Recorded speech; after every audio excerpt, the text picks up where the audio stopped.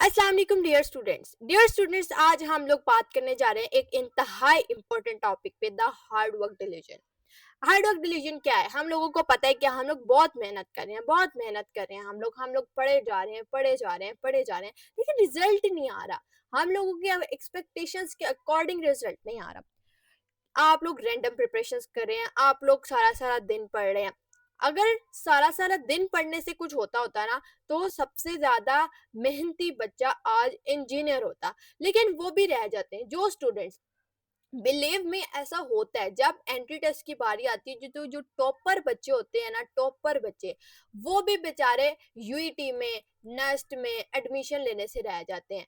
क्योंकि उनकी जो स्ट्रेटेजी एफएससी में थी, उन्होंने वही स्ट्रेटेजी जो है वो यहाँ पे भी लगाने की कोशिश, लेकिन फिर भी आप लोगों की 90% जो स्टूडेंट्स हैं, वो अपने एडमिशन जो है वो नहीं ले पाते हैं।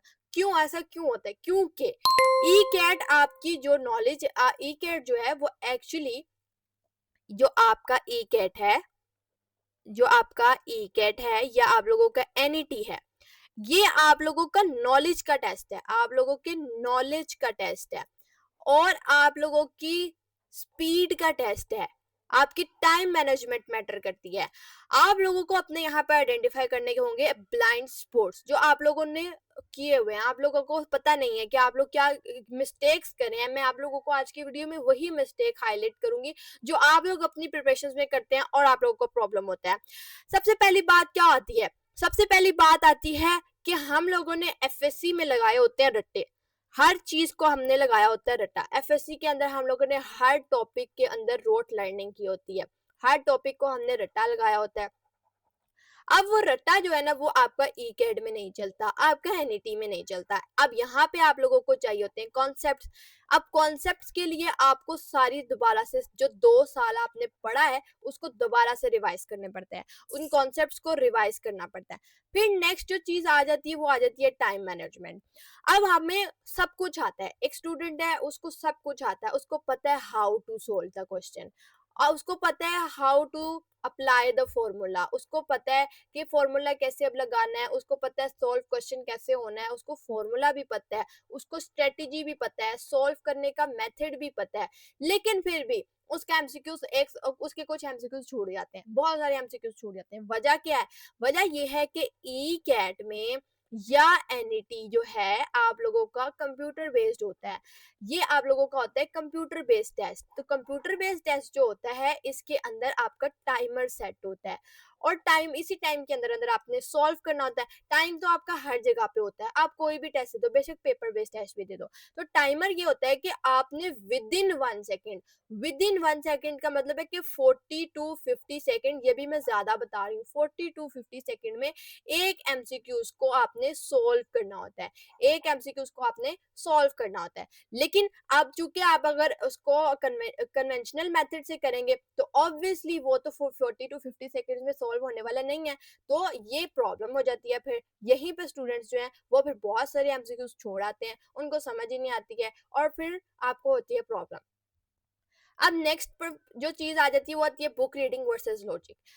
आप लोगों में से बहुत सारे स्टूडेंट्स ये क्वेश्चन करते हैं कि जो हम लोगों ने बुक रीडिंग करनी है, क्या हम लोग पूरी की पूरी बुक रीड कर डालें?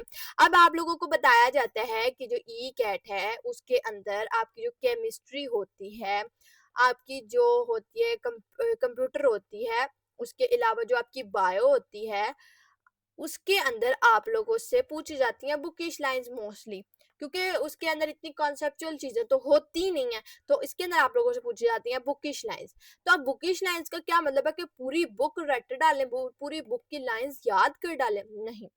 आप लोगों ने बुक रीडिंग को भी इस तरीके से, सिर्फ बुक रीडिंग नहीं करनी है, बुक रीडिंग को इस तरीके से करना है। अब बच्चे हैं वो क्या करते हैं कि वो कुछ स्टूडेंट्स होते हैं, उनकी बुक रीडिंग बहुत अच्छी होती है, वो बहुत अच्छे से याद कर लेते हैं वर्ड्स को, और वो लाइंस को हाईलाइट करके याद कर लेते हैं, उनको समझ आ जाती है कि किस तरीके से सॉल्व करना है।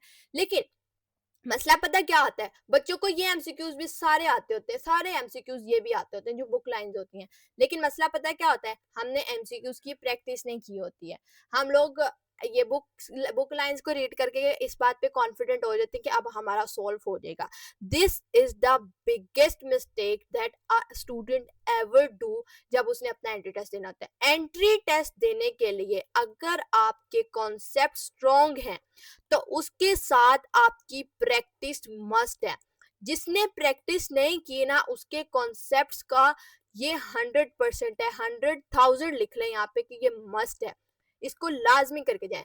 जिसके कॉन्सेप्ट स्ट्रॉन्ग है लेकिन उसने अपनी प्रिपरेशंस के लिए प्रैक्टिस नहीं की ना, उसने बहुत बड़ी गलती की. उसने 70% प्रिपरेशंस की नहीं है, इसका मतलब है. तो आप लोगों को, और प्रैक्टिस भी इस तरीके से नहीं कि आप उसको पेपर पे सॉल्व करें. पेपर पे सॉल्व करके आप रफ में तो सॉल्व कर देंगे, एमसीक्यूज को आप कोशिश करें कि मॉक टेस्ट अटेम्प्ट करें, टेस्ट सीरीज को अटेम्प्ट करें. लेकिन ये मिलेंगे कहाँ से? इसके लिए आप लोगों को पास एजुकेशन सिस्टम प्रोवाइड करता है हर वो चीज जो आप लोगों को एंटी टेस्ट के लिए रिक्वायर्ड होती है. जैसे कि अब आप लोगों के आ रहे हैं यूईटी ईकेट 2 का टेस्ट आ रहा है, नस्ट एनईटी 3 जी की, प्यास राउंड 1, एयर यूनिवर्सिटी का सीबीटी, एनटीएस नेट 4, और इसके अलावा आप लोगों का कंडक्ट होने जा रहा है यूईटी ईकेट 1. ये आप लोगों का कंडक्ट होने जा रहा है 30 मार्च टू 3 अप्रैल. 30 मार्च टू 3 अप्रैल ये आप लोगों का अनाउंस होने जा, ये आपका कंडक्ट होने जा रहा है. 26 मार्च को आपका एडमिट कार्ड आ जाएगा. हम लोग आपको अपने बैच के अंदर प्रिपेयर करेंगे इन तमाम यूनिवर्सिटीज के एंट्री टेस्ट के लिए. इसके साथ साथ आपको इसका क्रैश कोर्स प्रोवाइड करेंगे ताकि आप लोग लास्ट स्टेज में इसकी प्रिपरेशंस कर सकें, प्लस इसके मॉक टेस्ट देंगे ताकि आप लोगों की एमसीक्यूज की प्रैक्टिस पे ग्रिप बन सके. जो कि मैंने आपको बताया कि आपकी 70% प्रिपरेशन है. अगर आप लोगों को आप लोग का कॉन्सेप्ट सिर्फ 30% है, कॉन्सेप्ट आता होगा ना तो आप लोग तो एमसीक्यू सॉल्व कर लोगे, ऑफ कोर्स कर लोगे. लेकिन अगर एमसीक्यू सॉल्व करने का तरीका नहीं आता, टाइम मैनेज करना नहीं आता, तो वो 30% भी वेस्ट हो जाएगा. सो try to do a lot of practice in your last days of UET ECAT 1. So if you want to register yourself in our past super batch, इस past super batch में आप लोगों के लिए एक और गुड न्यूज है कि ईद के इस बेस्ट ओकेजन पे, इस बिग ओकेजन पे आपको मिल रहा है इस बैच के अंदर 30% ऑफ. हमारे बैच की फी है 7,000 जो कि अब रिड्यूस होके हो चुकी है 5,000. 5,000 में हम लोग आपको ये कंप्लीट बैच पैकेज दे रहे हैं जिसके अंदर हम लोग आपको प्रिपेयर कर रहे हैं पाकिस्तान की टॉप रैंक यूनिवर्सिटीज पे. और वन टाइम इनरोलमेंट में आप लोगों को वन टाइम इनरोलमेंट जो है आप लोगों को तमाम यूनिवर्सिटीज के लिए प्रिपेयर कर देगी. इसकी वैलिडिटी है 1 ईयर. आपसे इसके 5,000 के बाद आपसे कोई भी चार्जेस नहीं लिए जाएंगे. वैलिडिटी है इसकी 1 ईयर. ठीक है. और आप लोगों के पास इस ऑफर की वैलिडिटी 25 मार्च तक है. 25 मार्च के बाद ये ऑफर खत्म हो जाएगी. So if you want to register yourself in our pass super batch, so join us at and contact us at 0304066600. Dear students, चूंकि हमारे इस बैच के ऊपर लगा हुआ है डिस्काउंट, तो बहुत सारे स्टूडेंट्स इसके अंदर इनरोलमेंट्स करवा रहे हैं. हमारी क्लासेस होती हैं जूम के ऊपर और जूम के ऊपर सीट्स होती हैं लिमिटेड. तो अगर आप लोग ज्वाइन करना चाहते हैं तो जल्द अज जल्द 25 मार्च से पहले अपनी सीट्स को रिजर्व करवा लें क्योंकि अब हमारे पास बहुत कम सीट्स रह चुकी हैं. माशाल्लाह बहुत सारे स्टूडेंट्स ने इसके बाद ज्वाइन किया, बहुत सारे स्टूडेंट्स ने. तो आप लोगों को एक चीज़ मैं और रिकमेंड करूंगी कि आप लोग अपने लास्ट डेज में यूट्यूब पे पास एजुकेशन सिस्टम की एंड गेम्स को देखना हरगिज ना भूलें. मॉक टेस्ट अटेम्प्ट करने के लिए हमारे बैच को ज्वाइन करें. साथ में आप ईकेट 2 की भी प्रॉपर वे में कॉम्प्रिहेंसिव प्रिपरेशंस करें. दुआ में याद रखिएगा. All the very best wishes for your entry test preparations. Keep shining. अल्लाह हाफिज.